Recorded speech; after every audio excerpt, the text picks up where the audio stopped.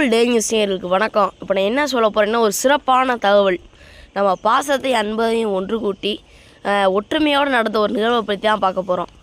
நம்ம கேரளாவையும் தமிழ்நாட்டிலையும் எல்லைகளாக பிரித்த ஒரு பக்கம் இருக்கட்டும், ஆனால் நம்ம கேரளா மக்களும் தமிழ்நாட்டு மக்களும் அன்பாலும் பண்பாலும் அவங்க இன்றைக்கும் எந்த பாசபந்தமும் பிரிஞ்சு போகாமல் ஒற்றுமையாக வாழ்ந்துட்டு இருக்காங்க.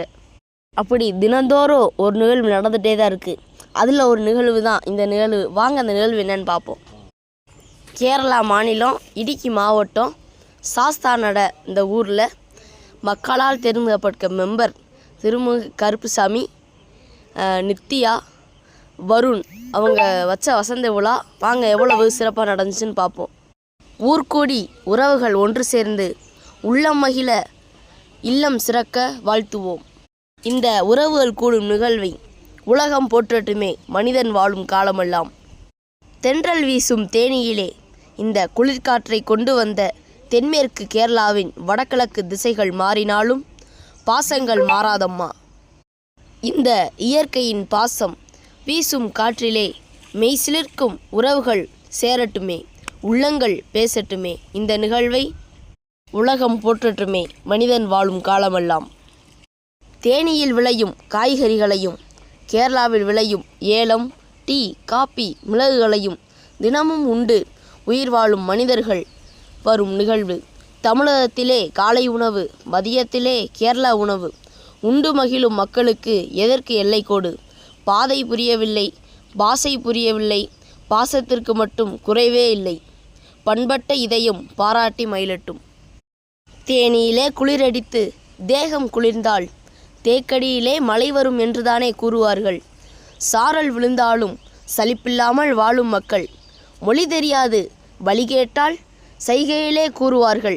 என்ன ஒற்றுமை, எவ்வளவு ஆனந்தம். இருட்டிலே அடர்ந்த காட்டிலே குகை வீட்டிலே வாழும்போது இயற்கையை அழித்து உண்ணவில்லை, இயற்கையின் படைப்பையே உண்டு மகிழ்ந்தான்.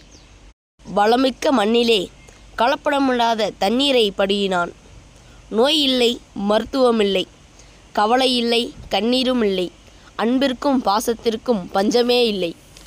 இங்கே வசந்த விழாவுக்கு வந்த எல்லாருமே வந்தோம், சாப்பிட்டோம், நம்ம வேலை முடிஞ்சு கிளம்பிடுவோம்னு இல்லாமல் நம்ம இந்த நிகழ்வில் என்ன வேலை செய்யணும்னு அவங்களுக்கு அவங்களே தெரிஞ்சு அவங்களே அந்த வேலைகளை செய்ய ஆரம்பிச்சிட்டாங்க.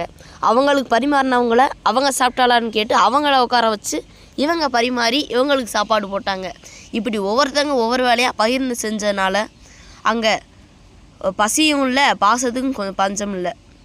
அது மட்டும் இல்லாமல் வசந்த விழா அன்னைக்கு வந்து மட்டும் உதவி செய்யலை, அதுக்கு முன்னாடியும் வந்தவங்க இலை வாங்கிட்டு வர்றது, அப்புறம் மற்ற பொருள்களை போய் வாங்கிட்டு வர்றது அப்படின்னு எல்லாருமே அவங்கவுங்க வேலைகளை பகிர்ந்துக்கிட்டு ஒற்றுமையாக அந்த வேலைகளை செஞ்சு முடித்தாங்க.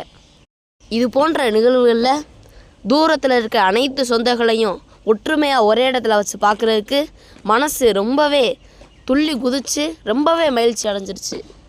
இந்த நிகழ்வுக்கு வந்த தமிழக மக்கள் அனைவருமே நம்மளுடைய கேரள மக்களையும் பார்த்து ஒருவருக்கொருவர் பாசத்தையும் அன்பையும் பகிர்ந்து எவ்வளோ ஒற்றுமையாக பேசி சிரித்து அனைத்து வேலைகளையும் ஒன்றாக செய்கிறாங்க. நீங்களே பாருங்கள். பந்தியில் சாப்பாட்டை பரிமாறுறாங்களோ இல்லையோ அவங்களுடைய பாசத்தை அன்பையும் நிறையவே பரிமாறிக்கிறாங்க. இந்த நிகழ்வுக்கு வந்த உறவுகள் எல்லாருமே ட்ரம் செட்டு, ஆட்டம் பாட்டம் உற்சாகத்தோட இந்த நிகழ்வுக்கு அவ்வளோ ஒரு அன்போட வந்து கலந்துக்கிட்டாங்க.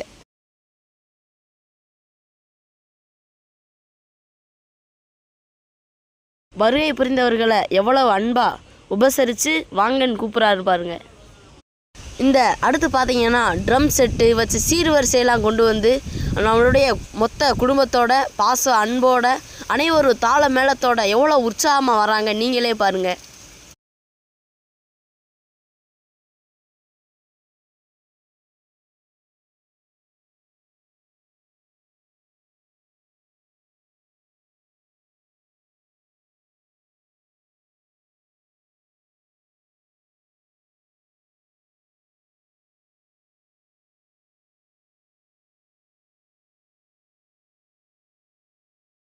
இவ்வளோ சிறப்பாக நடக்கிற இந்த விழாவை வாங்க நம்ம தொடர்ந்து பார்ப்போம்.